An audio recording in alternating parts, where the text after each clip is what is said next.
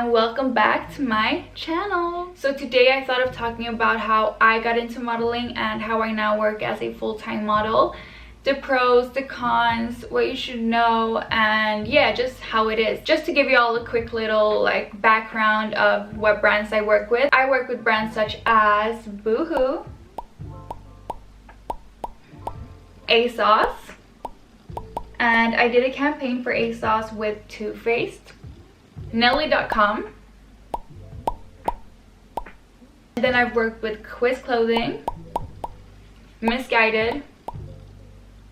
Growing up, I always loved being in front of the camera. I would beg my mom to film me, to take photos of me, and I just loved playing dress up, and I was always like a very girly girl who loved being in front of the camera and like dancing, posing and all that. And I can actually remember that one of my biggest dreams was to become a model, to work with like big brands and be on billboards. And I remember my mom's friends would tell my mom to try to get me into modeling, but she never did. And now we're talking about me being like 5 years old. So when I turned like 15, I would go to different agencies, my local agencies, and I would send pictures, and everyone was like, no, you're too short, and probably when you like grow taller you can get back here and we can see. I was just patiently waiting for me to grow taller. So when I was about 17 or 18, I remember me and my friends would take pictures of me and I would send them to different agencies all over the world and just try to get someone to sign me. But again, I was too short, so that was a no. So I graduated high school and I started working at Hollister. And while working there, I would start to post like more pictures of myself on Instagram, and I would get followers. So I was growing my followers and my Instagram was starting to take off.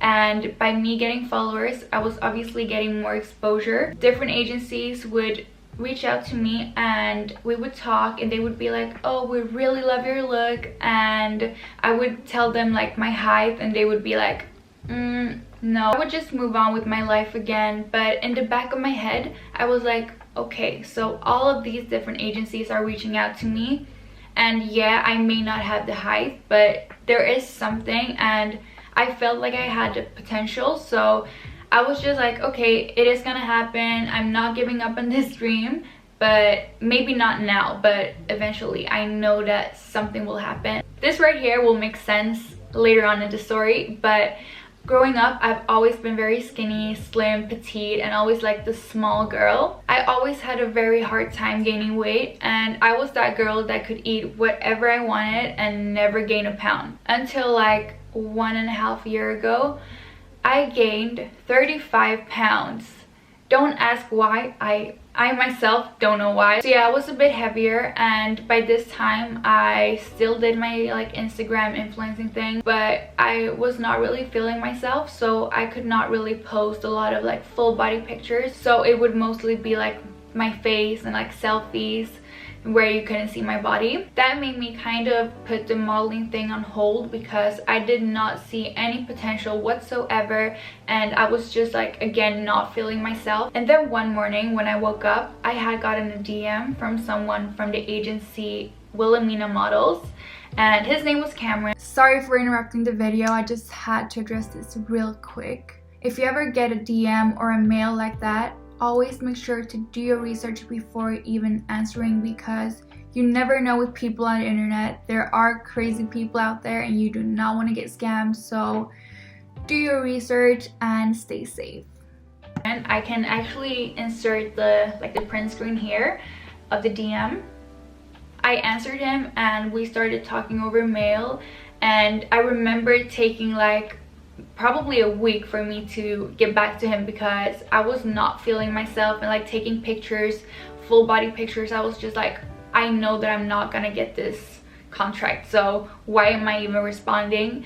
But at the same time I was just like, you're not losing anything, so just do it. So I sent him the pictures. It probably took him like 2 weeks to get back to me, so by that time I was just like, I already forgot about it. But then I woke up to, oh my god, this was just like the happiest day of my life. Like, I'm not even joking.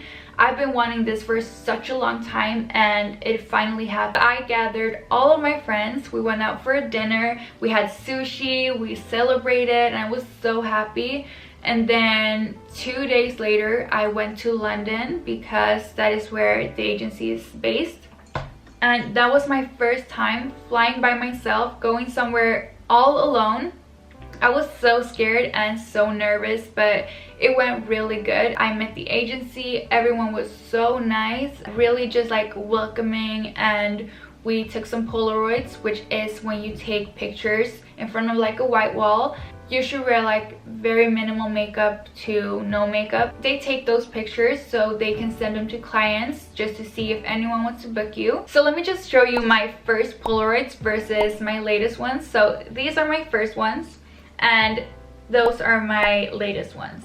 So why I told you about like me growing up very skinny and all that, when I signed with my agency, I signed as a curve model because I did not have the measurements to be signed as a straight size model. I'm not signed as a curve model anymore, so you don't get confused. Hi again, I just had to put this little disclaimer in here. I did not lose weight because of modeling. I was already on my weight loss journey before starting. So no one told me to do anything, I did it for myself. So while I was in London, I got booked for a test shoot at Boohoo. I can actually show you my first pictures, and I need to say that I did pretty good actually. This is my first time in front of like a professional camera. This is my first real shoot. So I think the reason why the pictures and like the test day at Boohoo went so well was because when you do something you really love, it just comes natural. So after that day with Boohoo, I got booked every week since. So now I've been working for a year almost, because this was in April last year, so it's almost a year. But yeah, since then I've been working with other brands as well, and that is how I got into it and how I now can work as a full-time model, being only 5'3". I never thought that this would be even possible. Like, I obviously knew that there was something, as I said, and I've always wanted to be a model, but I never thought it would come so quick, one, and two, that I could work with this and be booked as much as I am. If you're thinking about getting started, I would say, 1, get some good pictures and apply online. Do your makeup very minimal and put on some skinny jeans, just like a fitted top, and take some pictures in front of like a white wall or a very neutral background. Some agencies have guidelines on their website so you can kind of see what they're looking for, but normally that would be a front picture of your, like a front picture of your face, profile, full body, and then half body. Apply to all of the different agencies out there. Try to think of it like this. So if you would reach out to, let's say, 5 agencies, you would probably get 1 answer. If you would reach out to 10 agencies, you would probably get 2 answers, and you get what I mean? So if you reach out to 100 agencies, you would probably get 20 answers. So the chances of you getting discovered would be bigger if you obviously reach out to many agencies than to just a few, you know? Number 2, I would say, is do not underestimate Instagram. Okay, Instagram is key for many of us. I'm not trying to say that you should wait around to get scouted, but everyone's on Instagram. So all of the different agencies are on there trying to find their like new faces. So if you're trying to maximize your chances of getting discovered, then Instagram is perfect for you. Post a lot of like natural pictures without makeup if you can. Just like pictures where you can see your natural look, because agencies want to see you as a plain canvas, just so they can see how they can transform you, put you in glam, put you in like more editorial stuff. I also know that some agencies have hashtags that you can use for them to see you. So you can post a picture, hashtag the agency's hashtag, and the chances will be bigger that they will see the picture. A normal day at work for me would be to go to work, obviously, and then get my hair and makeup done for about 1.5 hours to 2 hours depending on the company. And then when the hair and makeup is done, we would do a test shoot just to see if the makeup looks good and the hair looks good on camera, and then like test the lights in the studio, and then we would start to get the pictures, and then we would have a lunch break and then take pictures again, and then yeah, I just do the same every day. To some people that may sound boring, and then to some people that may sound very glamorous and fun, and I'm that person because, as I said, always having this as a dream to finally be working with this as a full-time job.